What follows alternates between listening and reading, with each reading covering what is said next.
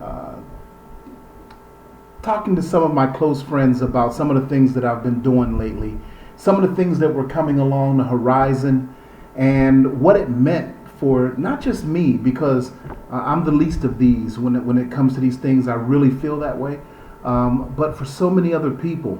And if you know anything about me, you know that my goosebumps comes from helping people. I love seeing people be happy. I love seeing people be successful. I love when the world is doing well. Now, that's utopia, and I get it, but that's what I enjoy, and that's what I work towards. So, I wanted to share something with you, and excuse me as I look away for a second here. I need to just tap on this. I've got a lot of things going, cameras over here, and my camera here, and everything. I'm going all over the place. But I want to share with you now what it is that I'm working on, what I've been working on for this past year. I've been very tight-lipped about it. You've seen me mention some things, you may not have known was associated with it. I'm on my way to the islands, and I love feeding people. And I just today put up something about being able to grow food and fish within your home. So those are just small things leading into what I'm doing tonight here that I want to share with you. And I'm going to continue to do this. Not necessarily every day, but certainly multiple times throughout the week. I want to share more with you because what I'm doing is life-changing for you, okay? And there are things in this that you'll be able to do for you that will help you as well. And you're going to be on this journey with me, okay? So this is the good thing, what I'm going to tell you about. You'll actually see me as I'm going through this process and be with me. And so if you're not able to take a trip overseas, that's okay. I'm going to take you with me, okay? And you can also enjoy this, all right? So what is going on?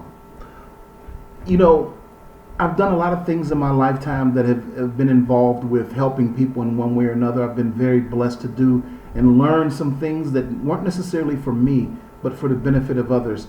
And it's always been somehow teaching in some way, whatever capacity that I was, as a school teacher, as a consultant, as a minister, a pastor, as a street grassroots organizer. I've done so many of those things. But those things have led to this current journey, this current thing that's occurring. And I'm so excited about it. Hey, Henry. Hey, Aunt Vera, and hey, Cousin Kim, what's going on? Love y'all. All three of y'all, I love you, okay? I see y'all there right now, so thank you so much. Invite someone to come and see this because really this is going to reach out there. This is going to bring me to where you are, thank God. So anyway, all of these things have led me to where I am now. So here it is. There are many challenges that we in this world are facing globally. Hey, Mark, that's another family member that we don't even realize. We see the obvious things. We see what's going on with policing. We see what's going on in politics. We see what's going on in government. We see what's going on in our communities and in the neighborhood. We see so many things happening, but do we understand the unseen things that are happening that are causing us some problems that we're not aware of yet? And what I'm talking about tonight is not the problems. I'm talking about the solution. So some of the greatest challenges that we're facing peace, DR. This brother here sat with me 3 days in a rocking chair back in 2004. God bless you. Anyway, we're facing some of these challenges that we don't see. You've heard a little bit about it. We talked about the poverty line and we've talked about the needs in the communities here in the United States. Most of us don't look beyond the border and see what's going on overseas, but they affect us just the same. I'm very connected to the islands of Trinidad now, St. Vincent, Tobago. My side of me also is connected to Barbados through my blood, and there are some things going on there. We all know about Haiti. what's going on there. But you've seen me post recently about Venezuela. These things affect us, and we don't even understand how and why.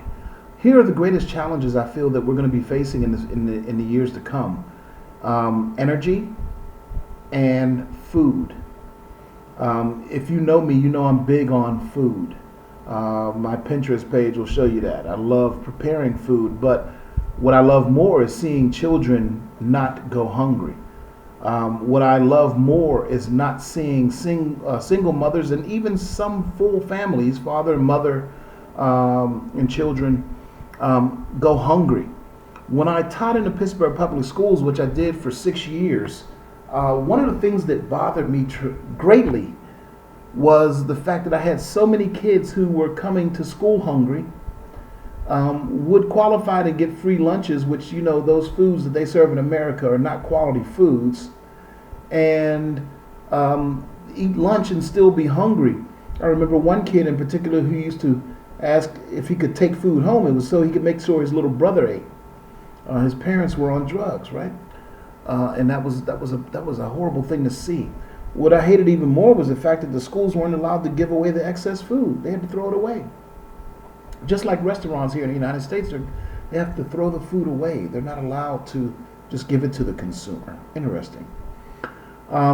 So food is a big thing that's facing us, but also energy. You know, these battles that we see all around the world right now really are about greed, yes, but oil and energy. Things that control. Think about it. We're so dependent on all of this. Eddie, yeah, what's up, my brother? All right. Thanks for coming in, man. You know, and so how will people be able to get that? We become dependent on energy in and of itself. Think about it. Right now, we're using power, and we don't think about where the power comes from until it's time to pay the bill. Not unless you're thrifty like myself, and then you're always thinking about power and you're doing everything to reduce the bill. But nonetheless, we don't really think about how Georgia Power here in Atlanta is Georgia Power and what they're doing. We don't think about Con Edison in New York and New Jersey. We don't think about that either. Pittsburgh, what is it, Duquesne Light? We don't think about those companies and how they're providing. But what if, for any given moment, they decided to stop providing it to you? Didn't think about that, did you? Nah. We've seen blackouts go on around the nation. We've seen rolling blackouts happen in places like New York, California. These people were trying to conserve energy. But did you know in places like Trinidad and Tobago, for example, power goes out randomly at any given time? Why? Because they don't have enough to supply the communities. Okay? So power, energy, fuel, we become dependent on our cars. Think about that for a minute. For those of you who don't live where you were born, if you did not have the ability to jump on a plane or jump in a vehicle and get to your place of birth, how would you do it? We ain't the walking type hall like that much anymore. Thank God for the health craze, and Lord knows I'm trying to be about it, okay? I'm starting here and so many other places. But, how would you get there? We become dependent on fuel. And that's another form of energy. But food also is very critical to that.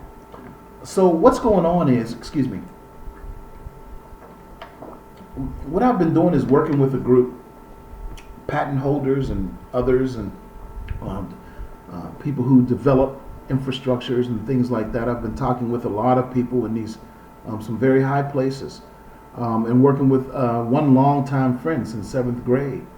He and I are still friends and still working together. And thank him because he actually brought me into this. We're working on some projects that will, one, address energy issues. We're starting overseas, and there's a good reason for that because you have to look at the politics that are involved. I didn't understand how much politics was a part of this until I stepped out here and tried to do it. So we have to play the politics game in this whole thing, and so we have to work with these governments and other people. And overseas is a lot easier than it is here in the United States because the United States isn't as open. Now, I know we all want to cuss out Trump and not like Trump for whatever reasons. Certainly we all have reasons. However, what he's done is is decided to address clean coal energy. See, a lot of people looked at it as getting away from green energy, but it's not. It's using natural resources combined with technology that will allow us to provide energy. Another story. But if we do these things overseas, they serve as good case studies to come back and show here. Okay, so we're looking at doing some projects overseas that will help to develop to recycle products that will then be turned into energy, that will then be sold and used. That's the short answer to that part of it. What's up, Ant? My brother Anthony, another lifelong friend. Thank you, brother. Ken, thank you so much for coming in. But then the next portion with that is food. And if you look at here, just in the United States, there's already talk about cutting out welfare and things like that. And they've been talking about it for years. It was talked about during the Obama administration, believe it or not. You might want to go back and research it, but it was talked about. And is going to be a situation where it's going to be hard for people to get food. I'm going to use Venezuela here, and shout out to my friend Rovid Vigue. Rovid is a Venezuelan here in the United States who is every day suffering through this turmoil of what's going on there. But look at that place. They were a major tourist attraction, a top economy. They actually have the largest oil reserve in the world. Did you know that? A lot of us think it's Africa and Saudi Arabia, but that's because that's where we've been doing business. But Venezuela has the largest oil deposit, natural oil deposit on the planet. And this is why you see what's going on there. If you see my post, please look at them. Do your own knowledge. Google this, Venezuela crisis. You have now people starving in Venezuela. That's ridiculous. I think $1 is worth $20,000 there, right? It takes $20,000 for them to have a dollar. But in any case, so people can't feed themselves. And this was a top place. This was a #1 place on the planet. Okay? Here we are in the greatest country in the world right now, the United States, an empire in and of itself. If we see what's happening in Venezuela, best believe it can happen here too. Because the reasons for the occurrence is the same things that you can see inside of the government and the infrastructure here in the United States. So it's not a situation that's not too far-fetched. But more immediately, we still have a poverty level that a lot of people are just going hungry. And this can be solved in your home. See, what I'm talking about here in the United States in terms of sustainable foods is being able to produce food, not having gardening experience. You won't need to get your hands in the dirt or any of that to do what I'm talking about. And grow food there that you can feed your household on year round. Okay? Anthony, who's joined us here tonight, pointed out to me that it's expensive to start this kind of thing, and it can be costly. However, there are now some cost-effective methods to do, and because of the groups that I'm working with, we're going to subsidize and provide these units and that I've designed, and that you're going to see me build here in my home. Some of the videos that I'm going to be doing now, you'll see me building my unit here, operating my unit here, and eating from my unit here. And from that, you're going to see me cooking different foods and stuff like that that are be as a result of the garden that I have that's going to be here in my home. But on a larger scale, imagine this, people being able to do this in all of their homes in the community, and they didn't have to necessarily pay for it. Now, does that mean that I'll be able to subsidize the whole world? No. But it certainly will give me the ability to subsidize some homes. Okay, I don't know how many. 100, 1,000, 10,000. I don't know. I can't see it being anything less than great. But in any case, in showing people, educating people on how to do this at home so that they can feed themselves. Because for sure, I can promise you this. There's going to be a food crisis here in the United States, not too far off. Prices are increasing. Transportation is more costly to deliver goods. Farmers are being subsidized to not share crops. Did you know that? In the farming industry right now, farmers are growing stuff and the government buys it from them, pays them for this food. It's sort of as a storehouse. They can't make it available to the public, even give it to a neighbor. So that's only one indication of what is and what can be. But there are many factors. You have to look at the poverty rate, how many people going hungry, the homelessness rate. There's so much. I even have a design for a portable food system that even someone homeless could take with them as long as they could charge a battery somewhere along the way. Okay? So, again, tonight my goal wasn't to sit here and give you the whole presentation or anything like that, but I wanted to just come on and say this is real. It started. I have some approvals already. I'm preparing to go overseas to work on some things and get some deals signed up, and from there we'll be starting a food program here in the United States. Hopefully what we're doing will, in the government moving forward the way that they seem to be right now with energy, we'll be able to do some energy things here in the United States as well. But certainly the food portion here, I can say for sure, and energy and food overseas. So I'll divulge to you guys where I'm going to be working at some of those islands in some of the future videos. And again, I'll be taking you along with me on a journey. But I can tell you next week I'm going to start building my aquaponic garden here in the home. Some of you responded to some posts I put up, and I'm definitely wanting to share that with you and show you how to build your own. Even where to get the materials. So when I go shop for the materials, I'm going to shoot that out as a video. Hey Jeremy, what's up, man? That's my brother there. It's my brother from another mother. And cousin Noel. Kirk, what's good, man? Long time since Shelf Genie, bro. But I'm going to share this whole journey with you. This is about love. Whatever I get from it, I get from it. It's not about wealth or anything for me with this. This is all about love. I want to see people healthy. I want to see people happy. And I want to take you along with me. I want the same for you. I want you to have the best life you can have. And I'm over the McDonald's and all the other stuff that's not really helping our kids. I'm over these school lunches that they're feeding this crap to our children here in the United States. You should actually see what they're doing in some other places. School lunch will make you sick. They have personal chefs cooking these kids' lunches. But we are going to solve some of these problems, and I want you to be with me. And some of you are already working with me. Shout out to my boy Zoe, and shout out to Jeremy. Jeremy is also working with me on this program. Bill Shear, love you, brother. And I love all of you, actually. And I'm very excited. So just stay tuned, guys. I'll keep you updated. I'll share with you. You'll be along with me.